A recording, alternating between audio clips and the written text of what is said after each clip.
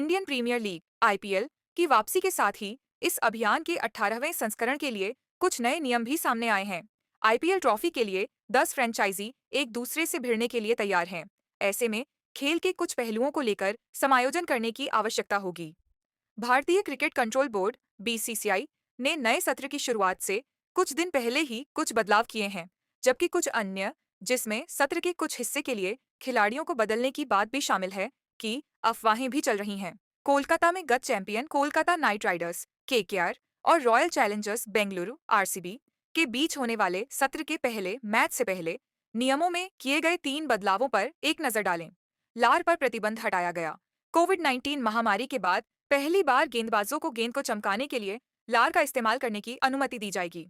मुंबई में कप्तानों की बैठक में लिए गए एक ऐतिहासिक फैसले में आईपीएल कप्तानों से बहुमत की सहमति मिलने के बाद बीसीसीआई ने प्रतिबंध हटा लिया। अंतर्राष्ट्रीय क्रिकेट परिषद ने 2022 में लार पर प्रतिबंध को स्थायी कर दिया था, लेकिन आईपीएल अपने स्वयं के नियमों के तहत काम करता है और नवीनतम कदम वैश्विक खेल के लिए एक मिसाल कायम कर सकता है। दूसरी पारी में सशर्त दूसरी नई गेंद।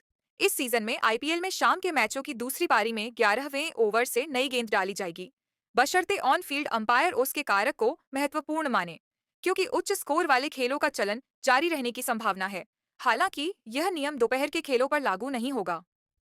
वाइड के लिए डीआरएस पहली बार डिसीजन रिव्यू सिस्टम का विस्तार किया गया है, जिसमें हाइट वाइड और ऑफ साइड वाइड शामिल हैं, जिससे डिलीवरी का निष्पक्ष निर्णय सुनिश्चित होता है।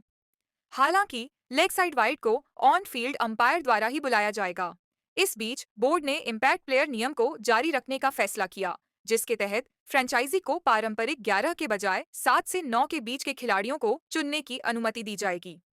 12 खिलाड़ी खेलने की अनुमति है।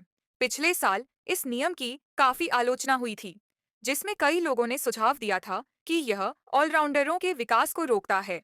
हालांकि बीसीसीआई ने इस साल भी इस नियम को जारी रखा है।